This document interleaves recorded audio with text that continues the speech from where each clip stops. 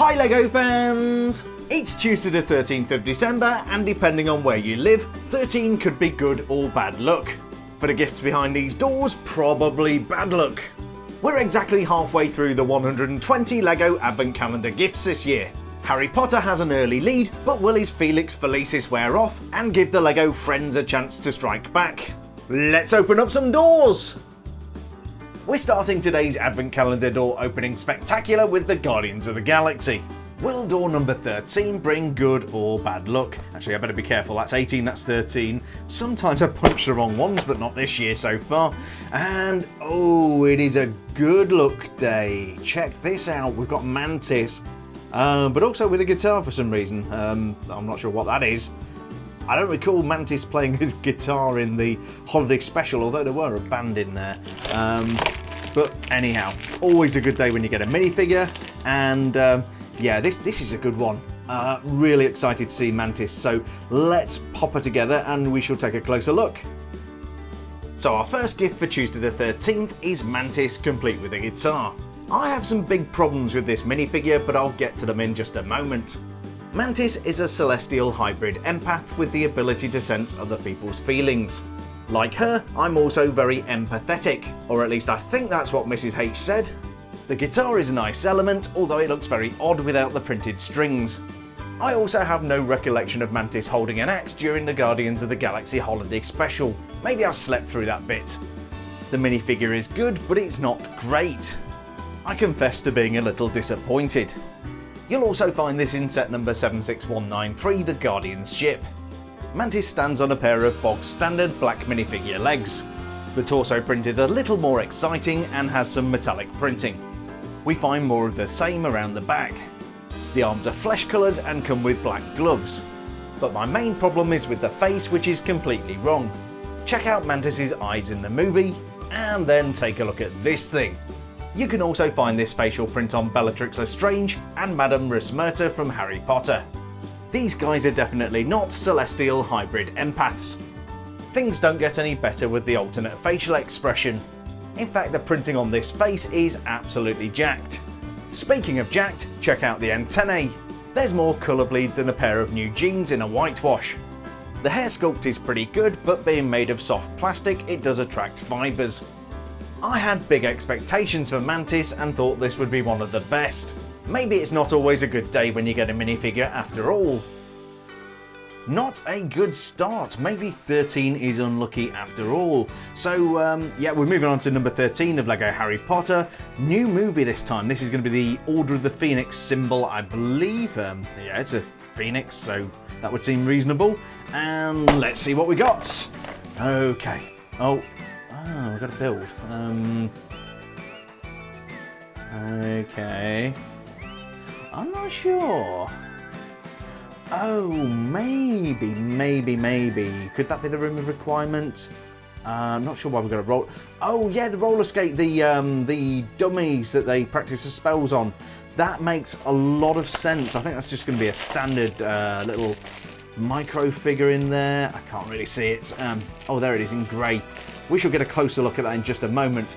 Anyway, yes, room of requirement. Let me put this together and we shall have a look at it in some closer detail. So after some early and no doubt controversial disappointment, look at this little beauty.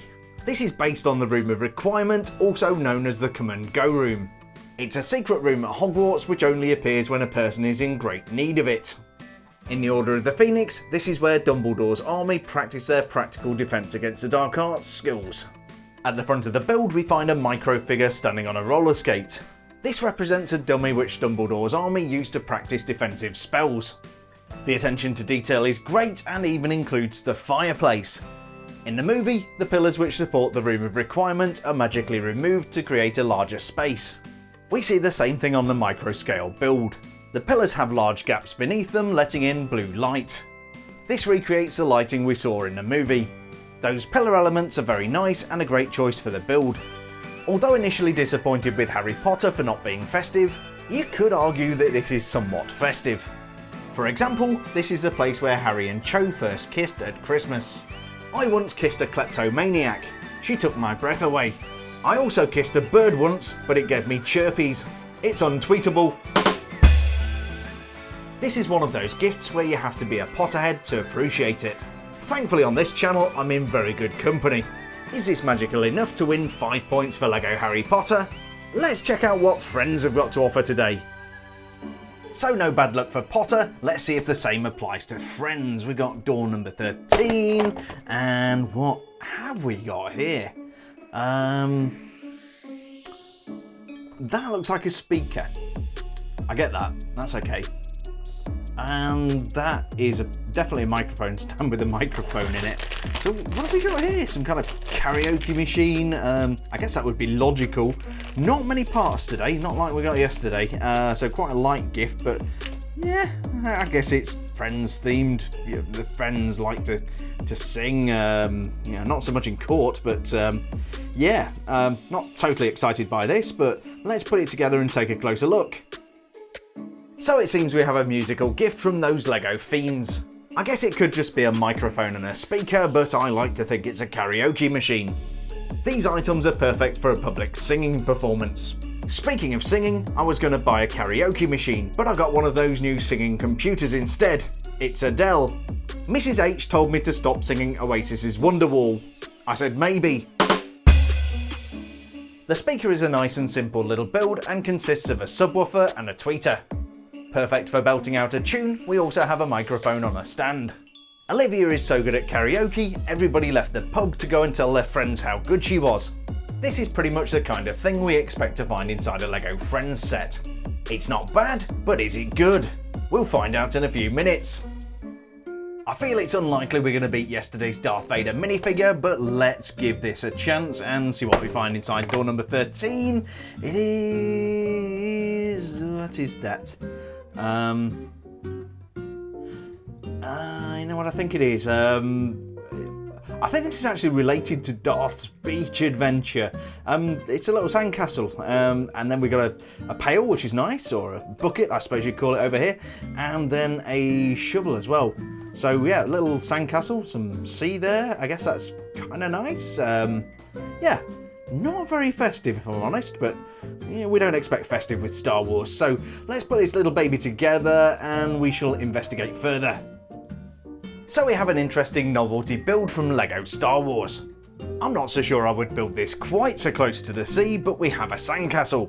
In fact, this would appear to be Darth Vader's sandcastle.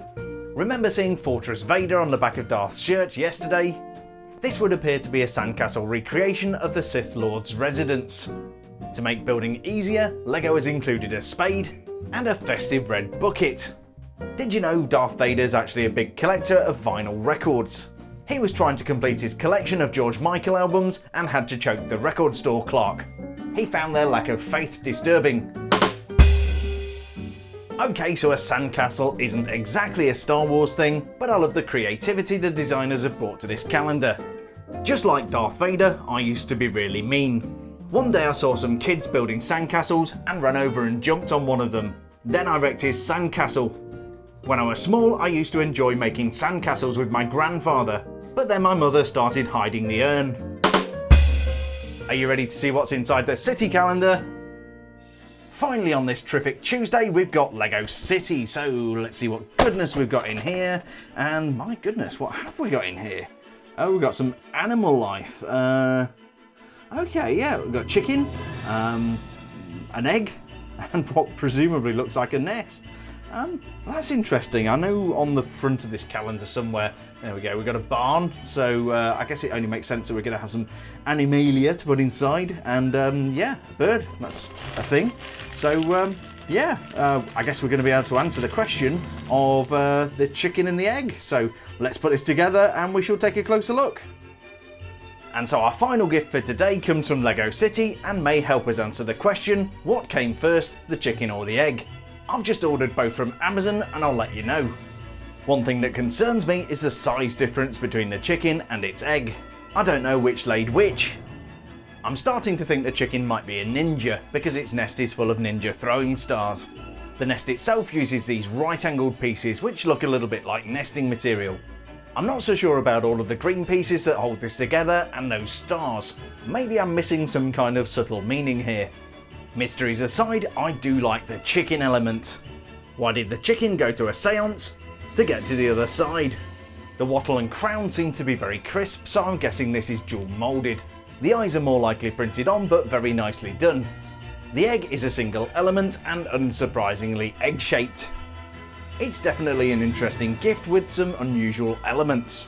My favourite has to be that chicken. Last week I went to a KFC. I asked the manager how they prepare the chicken. He said, "I'm going to be honest with you mate, we tell them up front they're not going to make it." And on that bombshell, I think it's judging time. Well, if nothing else, we have an interesting selection of gifts from behind door number 13 of every LEGO advent calendar.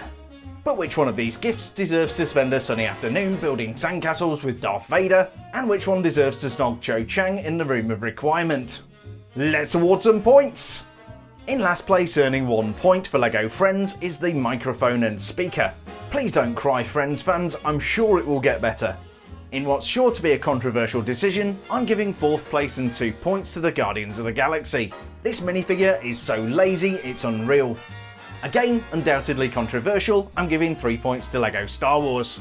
LEGO City's gift was out there, but the chicken element was superb. They are today's runner-up with 4 points. I can already hear the allegations of bias in the comments, but I'm giving Harry Potter Gift of the Day and 5 points for the Room of Requirement. You've got to admit this is a nice little build. But what to do for the bonus festive point of the day? Technically you could say these stars were festive, but I'm not sure that's what they were there for. I'm going to hold back the festive point for today and award it at a later time. But do you agree with my scoring today? I sense many of you won't, and the right place to tell me how badly I did is in the comments section. I do read them, I love a bit of banter, and I respond to as many people as I possibly can. So how have those points affected the leaderboard for Advent Calendar of the Year? In last place with 33 points, it's LEGO Friends. Joining them on a race to the bottom, it's the Guardians of the Galaxy with 34 points.